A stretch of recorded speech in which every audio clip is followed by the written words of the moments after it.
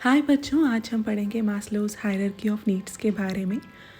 जैसे कि आप लोग जानते हैं कि अब्राहम मास्लो जो थे वो एक अमेरिकन साइकोलॉजिस्ट थे और 1943 में उन्होंने एक पेपर लिखा था थ्योरी ऑफ ह्यूमन मोटिवेशन। क्योंकि इस पेपर का नाम था a theory of human motivation, इसीलिए इस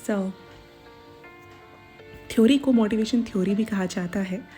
और जैसे कि एक इंसान अकॉर्डिंग टू मास्लो, जैसे इंसान पहले अपनी एक बेसिक नीड को पूरी करेगा जो कि उसे मोटिवेट करेगा कि वो हायरार्की में नेक्स्ट स्टेज पे जाए और अपनी नीड को पूरा करे।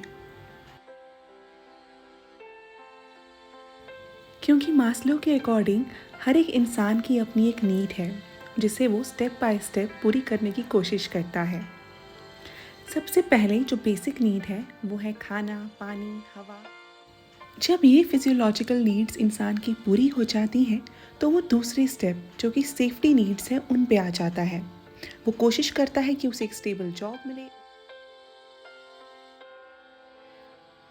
और जब वो नीड पूरी हो जाती है फिर वो चाहता है कि वो शादी करे, घर बसाए और लव और फ्रेंडशिप में उसका रुझान बढ़ता है।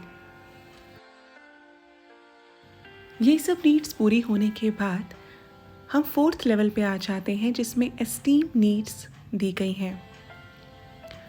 जब एक इंसान एक नौकरी पाता है तो वो प्रमोशन ही है जिससे वो वैल्यूड फील करता है। और जिन लोगों की हाई सेल्फ एस्टीम होती है वो लोग सोसाइटी के लिए बेहतर तरीके से काम कर पाते हैं, मतलब नेक्स्ट लेवल जो कि सेल्फ एक्चुअलाइजेशन है वहाँ पहुँच पाते हैं। मगर अकॉर्डिंग टू मास्लो सोसाइटी में ऐसे बहुत कम लोग हैं जो सेल्फ एक्चुअलाइजेशन की स्टेज पर पहुंच पाते हैं।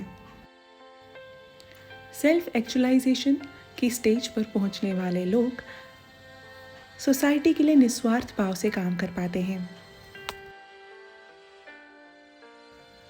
तो अगर मास्लो की माने तो एक लेवल ऑफ नीड्स के पूरा होने पर ही इंसान दूसरी नीड्स को पूरा करने के लिए मोटिवेट होता है।